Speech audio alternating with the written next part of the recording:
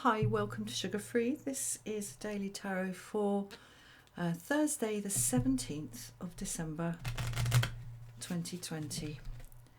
Still in this kind of floating airlock between the new moon and the solstice. And then, of course, we're moving towards the full moon on, I believe, the 31st of December. Anyway, lots of kind of culmination happening. I mean, you know, it's December, so it's the culmination of the year anyway, but the shifting of the energy is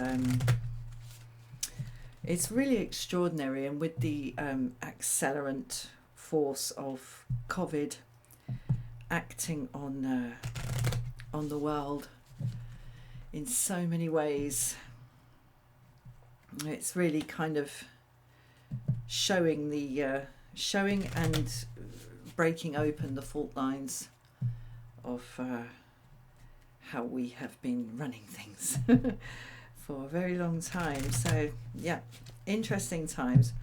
So in view of that, I'm going to be doing things a little bit differently today. I'm using the Ancient Italian Tarot Major Arcana as ever, but I'm also going to move into a bit of Minor Arcana. I'm going to be pulling one from the Wands, one from the Swords, one from the Pentacles, and one from the Cups, to get an idea of fire, air, water and earth. So let's see what's going on, and I'll be using Rider-Waite for that. So let's see what we've got for Thursday the 17th of December 2020.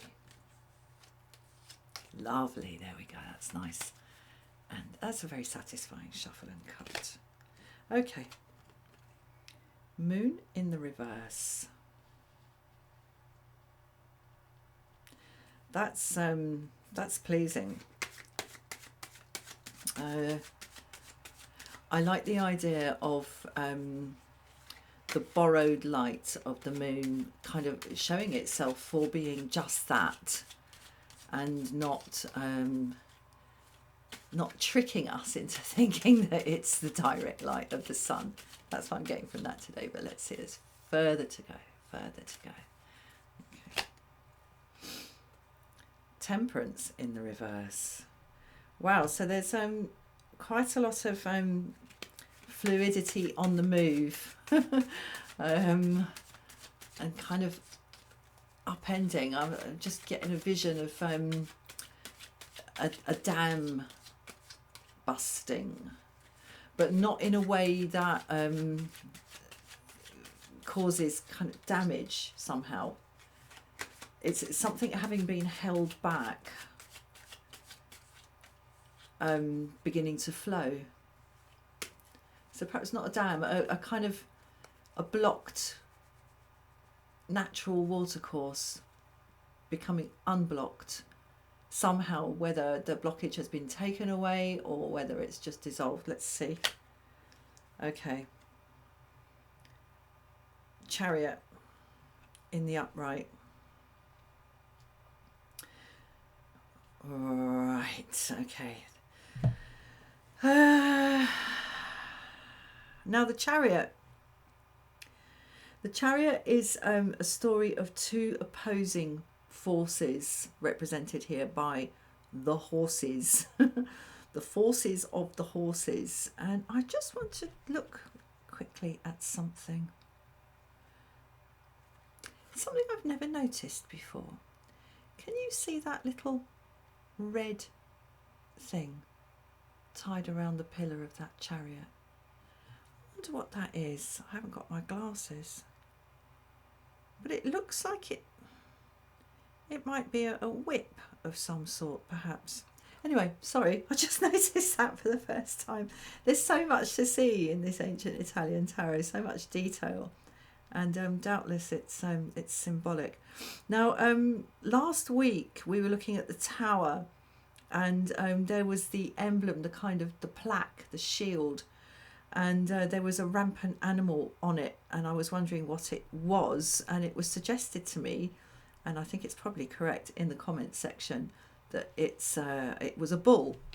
And I've just noticed here we have a bull on the front of this chariot. Anyway, I remember very early on in this channel somebody said, you can't just sit there and describe the cards, you know.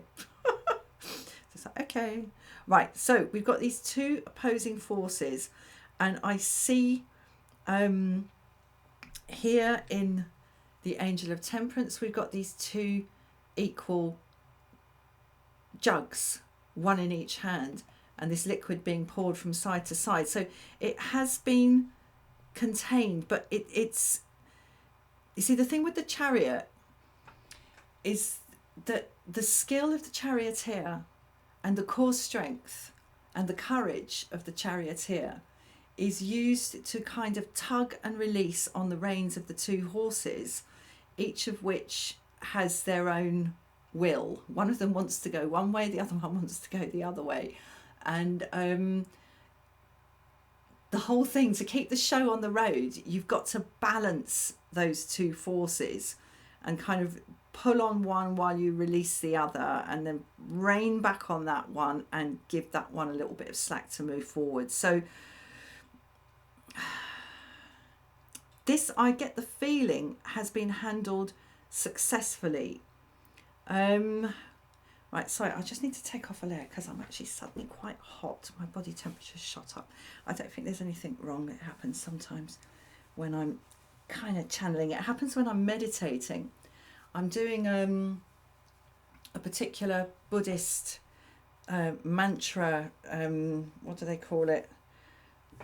Not austerity, I can't remember what they call it, but where basically you chant a particular mantra 100,000 times. And I'm as of this morning, I'm 60,000 through, and I've noticed that on the, sort of the third or fourth set of 100 with the beads, my body temperature goes up. So it's something to do with them, with spiritual energy. Anyway, or it might just be because the heating's on and it's not particularly cold. Right, so this ebbing and flowing of the tide, and the ebbing and flowing of the moon, the coming and going, the waxing and waning, the cyclical movement of the moon card, the pouring from this side to that in the quiet concentration, not spilling a drop of the water of life, the water of spirit, from one side to the other in the Angel of Temperance. We're done. And we have successfully negotiated these equal and opposite forces. I mean, there's, even though the moon comes and goes, it's very small and then it gets very big and it becomes very small again, it is cyclical, it's repeatable. And the same here, we have a repeating cycle. And yeah, we've successfully negotiated it. And I get a feeling of victory with this. I'm seeing, my eye is drawn to this wreath here on the ground in front of this chariot. This has been discarded by the former ruler of whatever territory this dude has just conquered. He's wearing a crown. This one was far less substantial. So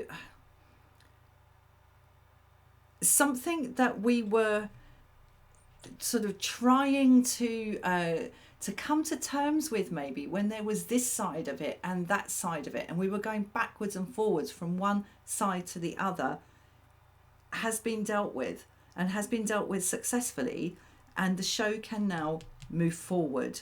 That's what I'm getting from the chariot. It's very nice. There's forward motion here from not from being stuck necessarily, but from something.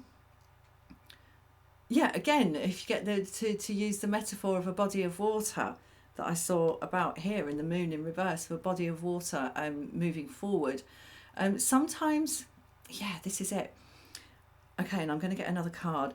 in a sec. Sometimes in rivers you get these kind of corners or bits off to the side of the river, or sometimes even in the middle, where a little kind of eddy is set up. And you see it sometimes, you can see a leaf or a twig just going round and round and round in the middle of the flow, or off to the side in the bank or something, where it kind of sets up a little closed circuit, a little whirlpool, and it's just going round and round and round. And it's something to do with the rate of flow, it's something to do with the amount of space in which the water is flowing. And you can get these little sort of, like, it's not stuck in that it's not flowing, it is moving, but it's not moving forward. And then you might just have introduced one tiny twig, or you move one tiny stone from the bank, or perhaps just like toss one tiny pebble into the middle of it, and boom, it releases and moves forward. And that's what I'm getting here. So I'm going to get a card on these two, because I'm interested to see, because I'm curious now, what it was. What has been brought to bear that breaks and releases this stasis, this little sort of closed circuit of the cycle of the moon coming and going, the pouring of the liquid from one jug to the other, the coming and the going, and the coming and the going, where we are now moving forward. We have the same elements because we still have these two sides, but we are no longer stuck. So I'm going to be naughty and curious and have a little look at what that is that breaks the stalemate, in a sense, that breaks the stoppage, that breaks the dam. Sorry, I need one more. I wonder. Sorry, I need one more. I know when the shuffle's right.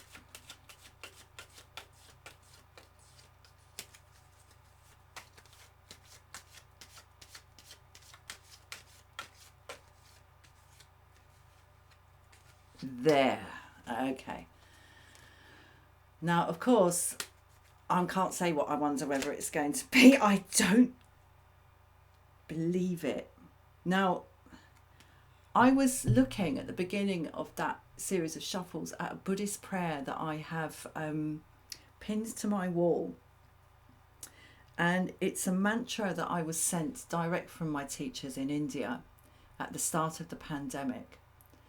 I'm getting a bit emotional, actually. They sent it out to all the people they know who are practicing here in the West. And it's a mantra to asking, it's a prayer basically, and a mantra attached to it to empower the prayer for the end of all suffering from all the pains of illness, plagues and pestilence, and requesting the goddess. I'll tell you it. I'm not going to tell you it in Tibetan, I'm going to tell you it in English. Lady, noble one, enlightened and compassionate, appear now as the leaf-clad goddess, healer of disease. Do not turn away, but in compassion take myself and all the beings of this age of 5 degenerations.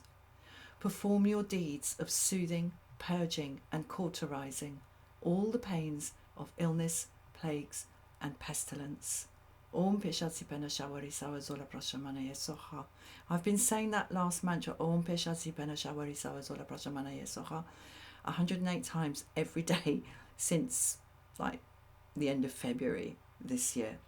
And when I started that round of shuffling there, my eye was looking straight at this prayer that I've got pinned to the wall. And I thought to myself, will it be the High Priestess? Will it be the High Priestess? Because this is the goddess we're calling on. And I pulled it, and it was. It's the High Priestess. Oh, it's the High Priestess, the lady. It's the lady, the lady's come. The lady has come. And it's the lady who has broken the blockage, she's unpicked the blockage, she has pulled one stick from another and released the flow. Release the flow. Sorry, I'm a little bit emotional. I think for today I'm going to leave this thing about pulling a minor arcana, some of the minor arcana. I'm going to leave that for another day because this is so powerful. This is so powerful. We can move forward now, but we're moving forward with all the elements that we had. It's like the ingredients, the things, the tools, the objects, all the elements that were with us and that were stuck here have been released now. We still have them. We haven't had to throw a single thing away. We retain all of it. But the High Priestess, the lady, noble one, enlightened and compassionate, here she is. We know she's enlightened because she has the book, and we know she's compassionate because we can see her face there.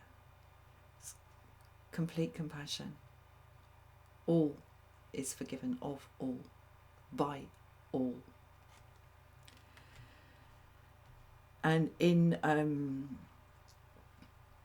her power, she has transformed what was frozen and stuck into movement and into victorious movement. If this was a minor arcana, obviously it would be Six of Wands. It's victory here and movement forward. But as I say, nothing has been lost. We have not had to destroy anything or get anything new.